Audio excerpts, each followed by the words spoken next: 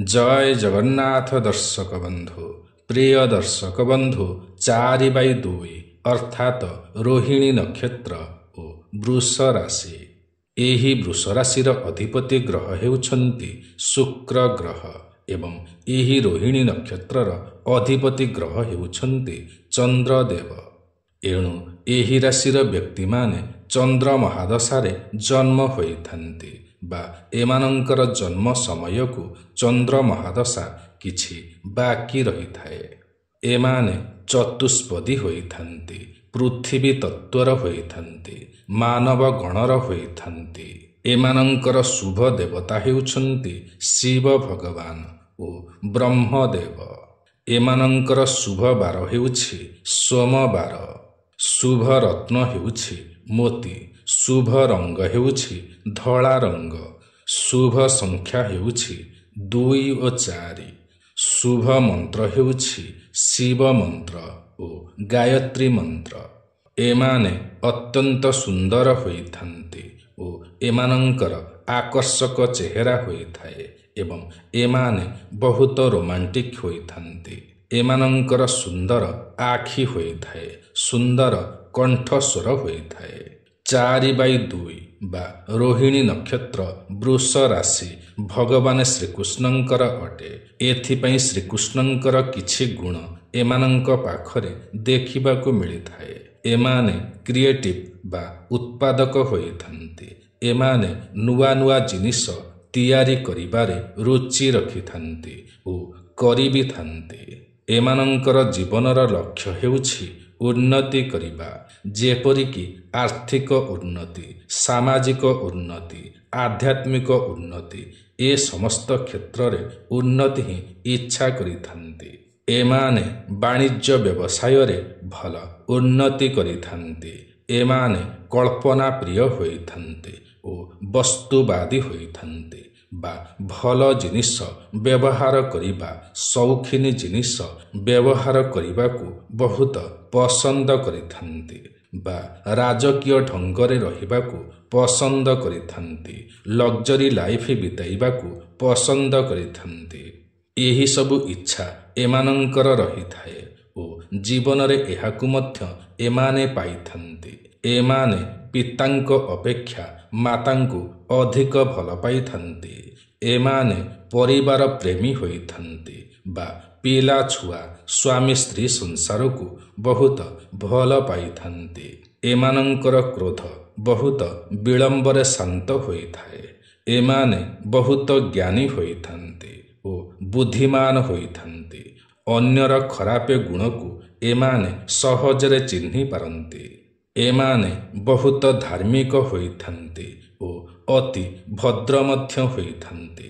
एमाने मिठा मिठा कथा कहिथान्ति। एमाने विलास व्यसन भोगी होइथान्ति।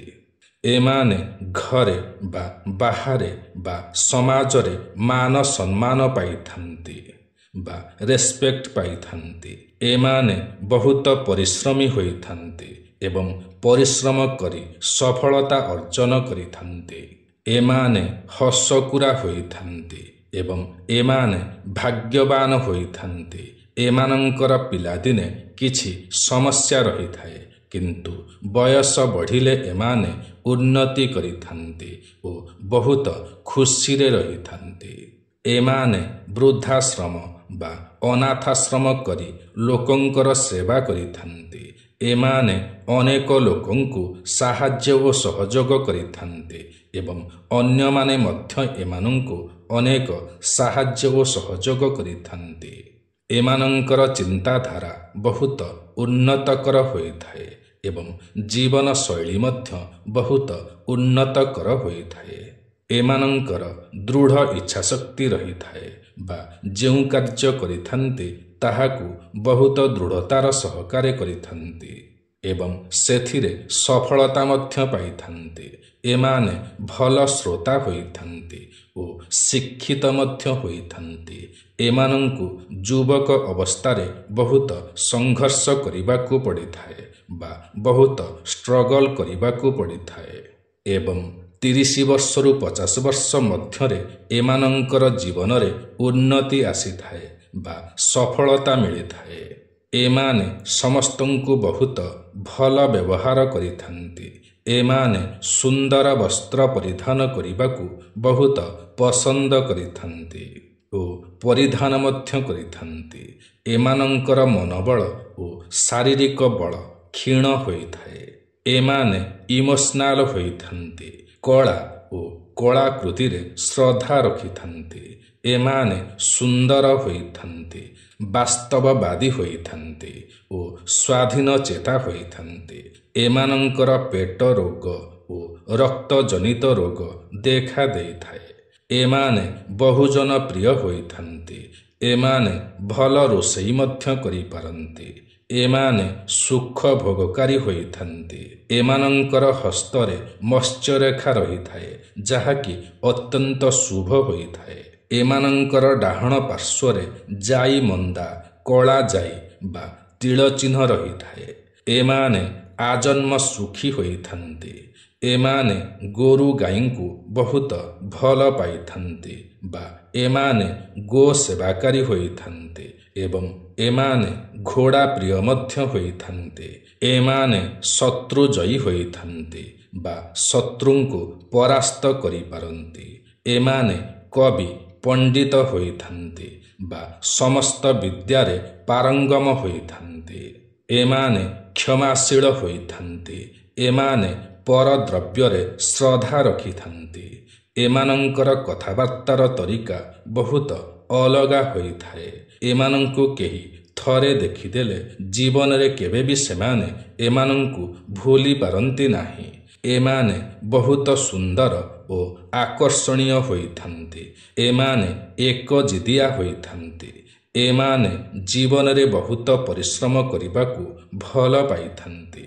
ଏମାନେ ଯାହା ବି ନିର୍ଣ୍ଣୟ ନେଇଥାନ୍ତି ଦୃଢ଼ ନିର୍ଣ୍ଣୟ ନେଇଥାନ୍ତି ବା ଏମାନେ ଦୃଢ଼ ସଂକଳ୍ପୀ ହୋଇଥାନ୍ତି।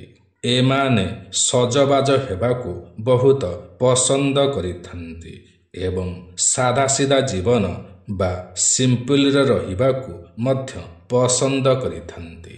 ଏମାନେ ନିଜର ବାଣୀ ଦ୍ୱାରା ସାମ୍ନା ଲୋକର ହୃଦୟକୁ ଜିଣି ପାରିଥାନ୍ତି। ଏମାନେ ରାଗରେ କିଛି କହିଲେ ମଧ୍ୟ ତାଙ୍କ କଥାରେ ସ୍ନେହ, ପ୍ରେମ ଓ ଶ୍ରଦ୍ଧା ଭରି ରହିଥାଏ। ଏମାନଙ୍କର ବାଣୀ ସୁମଧୁର ହୋଇଥାଏ, ଯାହା ଫଳରେ କି ସାମ୍ନା ଲୋକ ଏମାନଙ୍କ ଉପରେ ଫିଦା ହୋଇଯାଆନ୍ତି। ଏମାନଙ୍କର ହାତରେ ଟଙ୍କା ଆସିବାର ସ୍ରୋତ ସର୍ବଦା ରହିଥାଏ ବା ଏମାନଙ୍କର କାନ୍ଧରେ ମା ଲକ୍ଷ୍ମୀ ବସିଥାନ୍ତି। ଏଣୁ ଏମାନେ ଜୀବନରେ ବହୁତ ଟଙ୍କା ରୋଜଗାର କରିଥାନ୍ତି। ଏମାନଙ୍କର ଦାମ୍ପତ୍ୟ ଜୀବନ ଅତି ଆନନ୍ଦମୟ ହୋଇଥାଏ ବା ଏମାନେ ଦାମ୍ପତ୍ୟ ଜୀବନର ସମ୍ପୂର୍ଣ୍ଣ ଆନନ୍ଦ ଉଠାଇଥାନ୍ତି। କହିବାକୁ ଗଲେ ସୁଖ ଦାମ୍ପତ୍ୟ ଜୀବନ ଏମାନଙ୍କର ହୋଇଥାଏ। ଏମାନେ ସଙ୍ଗୀତ, ନୃତ୍ୟ ଓ କଳାରେ ବହୁତ ରୁଚି ରଖିଥାନ୍ତି ଓ ସେହି କ୍ଷେତ୍ରରେ କାର୍ଯ୍ୟ ମଧ୍ୟ କରିଥାନ୍ତି।